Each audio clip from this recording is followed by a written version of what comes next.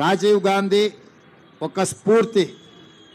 రాజీవ్ గాంధీ గారు సమూలమైన మార్పులకు, విప్లవాత్మక చైతన్యానికి వారు ఆదర్శంగా నిలబడి ఈ దేశంలో పెద్దలు భట్టి విక్రమార్క గారు చెప్పినట్టు పారిశ్రామిక విప్లవం కొంత వెనుకబడ్డ కంప్యూటర్ విప్లవంతోనే కోట్లాది మందికి ఉద్యోగ ఉపాధి అవకాశాలు వస్తాయి, భారతదేశము ప్రపంచంతో పోటీ పడుతుందని గుర్తించి 1980 దశకంలోనే ఈ దేశానికి కంప్యూటర్ని, ఈ దేశానికి సాంకేతిక నైపుణ్యాన్ని, అదేవిధంగా టెలికాం రంగాన్ని ఈ దేశానికి పరిచయం చేసిన గొప్ప స్ఫూర్తి ప్రదాత శ్రీ రాజీవ్ గాంధీ గారు.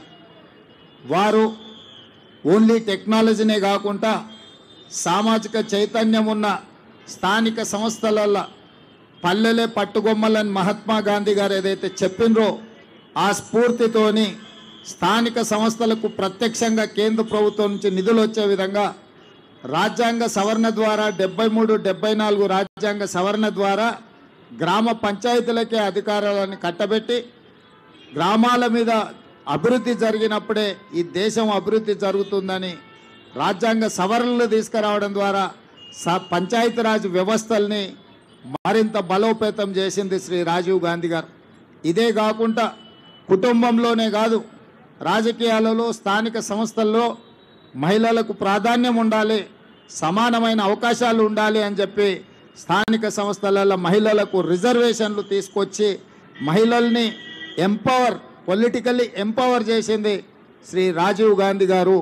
ఈరోజు గద్వాల విజయలక్ష్మి గారు మేయర్ అయినా, శ్రీలత గారు డిప్యూటీ మేయర్ అయినా, రాజీవ్ గాంధీ గారు రాజ్యాంగంలో తీసుకొచ్చిన మార్పుల వల్ల మహిళా రిజర్వేషన్ రావడం వల్ల ఈరోజు వాళ్ళు అధికారంలో భాగస్వాములై ఈ దేశ నిర్మాణంలో వాళ్ళు క్రియాశీలక పాత్ర పోషిస్తున్నారు. అదేవిధంగా ఈరోజు ఈ దేశం అభివృద్ధి పదం వైపు నడుస్తున్నది అని అంటే ఈ దేశం ఇంత బలంగా ఈ దేశం యొక్క సమగ్రతను కాపాడడానికి రాజీవ్ గాంధీ గారు తన ప్రాణాలను సైతం త్యాగం చేసింది. శ్రీమతి ఇందిరాగాంధీ గారు ఈ దేశ సమగ్రతను కాపాడడానికి వారు అమరులై ఈ దేశం యొక్క సమగ్రతను కాపాడారు.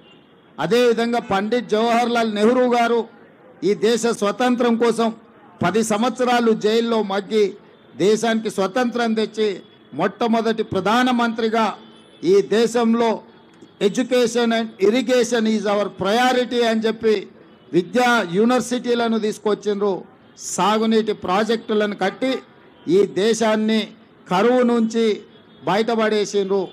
అట్లాంటి వారసత్వంలో వచ్చిన రాజీవ్ గాంధీ గారు వారి సతీమణి శ్రీమతి సోనియా గాంధీ గారు ఉక్కు సంకల్పంతో 60 సంవత్సరాల తెలంగాణ ఆకాంక్షను, తెలంగాణ రాష్ట్రాన్ని ఏర్పాటు చేయడం ద్వారా వారు మన కళను సాకారం చేశారు.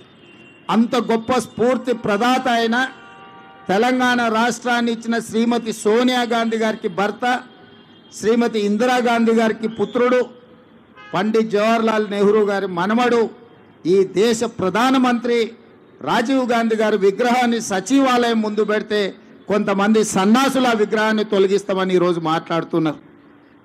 అధికారం పోయినా బలుపు మాత్రం తగ్గలేదు. నీ బలుపు అనగదీసే బాధ్యత ఇక్కడున్న మా కాంగ్రెస్ పార్టీ కార్యకర్తలు తీసుకుంటారని చెప్పి ఈ టీఆర్ఎస్ సన్నాసులకు నేను చెప్పదలుచుకున్నా. ఆ సన్నాసి దుఃఖం బాధ ఏందని నేను కనుక్కుంటే అక్కడ వాళ్ళ అయ్య విగ్రహం పెడదాం అనుకున్నాడట. వాళ్ళ అయ్య పోయేది ఎప్పుడు, వీడు పెట్టేది ఎప్పుడు అక్కడ విగ్రహము? ఈ దేశానికి స్వతంత్రం తెచ్చిన కుటుంబము, ఈ దేశం కోసం 2 తరాలు ప్రాణాలు ఇచ్చిన కుటుంబము, ఈ తెలంగాణ రాష్ట్రాన్ని ఏర్పాటు చేసిన కుటుంబము సచివాలయం ముందు కోట్లాది ప్రజలకు స్ఫూర్తిగా అమరవీరుల స్తూపం పక్కన ఈ దేశం కోసం అమరుడైన శ్రీ రాజీవ్ గాంధీ గారి విగ్రహం పెట్టడం సముచితం.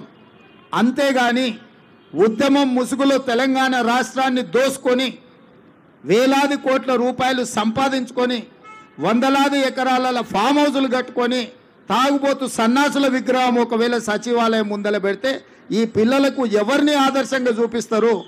పొద్దున్నేస్తే రాత్రి వరకు తాగి ఫామ్ హౌస్లో పొర్లాడే కేసీఆర్ విగ్రహం ఉండాలన్నా అక్కడ సచివాలయం ముందల లేకపోతే దేశం కోసం ప్రాణత్యాగం చేసిన రాజీవ్ గాంధీ విగ్రహం ఉండాలన్నా తెలంగాణ సమాజం ఆలోచన చేయాలి. నిన్నటికి నిన్న సన్నాసి రాజీవ్ గాంధీ విగ్రహం తొలగిస్తే మేము అధికారులకు వస్తే అని అంటున్నాం. నేను ఒక్క మాట చెప్పదలుచుకున్నా, ఇక నాకు మంచి మాటలు రావు కానీ ఒక్క మాట అయితే చెప్పదలుచుకున్నా. ఎవడైనా శాతనైతే వచ్చి రాజీవ్ గాంధీ విగ్రహం మీద చేయి పెట్టండి బిడ్డ, చెప్పు లేకపోతే చూస్తా నేను. నీ అయ్యా విగ్రహం కోసం దేశం కోసం ప్రాణాలు ఇచ్చిన రాజీవ్ గాంధీ విగ్రహాన్ని తీస్తావా నువ్వు? నీకు అధికారం అనేది కళలో మాట, కళలో కూడా నీకు అధికారం రాదు. అసెంబ్లీ ఎన్నికల్లో 39 సీట్లు ఇస్తే పార్లమెంట్లో వస్తే 7 సీట్లలో డిపాజిట్ పోయింది, 15 సీట్లలో థర్డ్ ప్లేస్లో వచ్చిన సన్నాసి నీ పార్టీ మళ్ళీ అధికారంలోకి వస్తుందా? నీవు మళ్ళీ రాజీవ్ గాంధీ విగ్రహాన్ని తీస్తా అని మాట్లాడతావా? చింతమడక పోతావు బిడ్డ, నువ్వు అనుకుంటున్నావు ఈ చింతపండు అవుతుంది అక్కడికి గిన వస్తే. ఆయనకి ఇప్పుడు తెలంగాణ తల్లి గుర్తొచ్చింది. ఇన్ని రోజులు గాడిదలను కాసినవా? 10 సంవత్సరాలు తెలంగాణ తల్లి విగ్రహం పెట్టలేని సన్నాసి తెలంగాణ గురించి మాట్లాడే నైతిక హక్కు నీకెక్కడదని నేను అడగదలుచుకున్నా. అందుకే పెద్దలు బట్టి విక్రమార్క గారి అనుమతితోని డిసెంబర్ 9, 2024 నాడు సచివాలయం లోపలనే తెలంగాణ తల్లి విగ్రహం పెట్టే బాధ్యత మేము తీసుకుంటాం. డిసెంబర్ 9, 2009 నాడు యూపీఏ చైర్పర్సన్ శ్రీమతి సోనియా గాంధీ గారి నాయకత్వంలో ఈ దేశ ప్రధానమంత్రి మన్మోహన్ సింగ్ గారి క్యాబినెట్ మంత్రివర్గం శ్రీ చిదంబరం గారు తెలంగాణ రాష్ట్ర ఏర్పాటు ప్రకటనను డిసెంబర్ 9 నాడు ప్రకటించారు. ఇదే కాకుండా మన నాయకురాలు శ్రీమతి సోనియా గాంధీ గారి జన్మదినం కూడా డిసెంబర్ 9. ఖచ్చితంగా తెలంగాణ తల్లి విగ్రహం సచివాలయం బయట కాదు, సచివాలయం లోపల తెలంగాణ తల్లి విగ్రహాన్ని ప్రతిష్ఠించే బాధ్యత నేను మా మిత్రుడు బట్టి విక్రమార్క గారు తీసుకుంటాం. హైదరాబాద్ నగరంలో మా హనుమంతన నాయకత్వంలో ఈ కార్యక్రమాన్ని చేపడతాం. మా చిత్తశుద్ధిని, మా నైతికతను ఏ సన్నాసి ప్రశ్నించాల్సిన అవసరం లేదు. మీలాక మేము తాగుబోతులం కాదు, రాత్రి కోటి పొద్దున కోటి మాట్లాడడానికి, లేకపోతే మాట్లాడింది మర్చిపోయి మళ్ళీ కొత్తది మాట్లాడడానికి మేమెవరము మీలాంటి తాగుబోతు సన్నాసులం కాదని ఈ వేదిక మీద నుంచి నేను చెప్పదలుచుకున్నా. నువ్వు ఎప్పుడొస్తావు రాజీవ్ గాంధీ విగ్రహాన్ని తీయడానికి తారీఖు చెప్పు, మా జగ్గాన్నకి చెప్తా, మా జగ్గాన్న వచ్చి అక్కడ ఉంటాడు. అప్పుడు తెలుస్తుంది బిడ్డ నీకు రాజీవ్ గాంధీ విగ్రహాన్ని ముట్టుకుంటే ఏమవుతుందో, అప్పుడు కానీ నీకు అర్థం కాదు.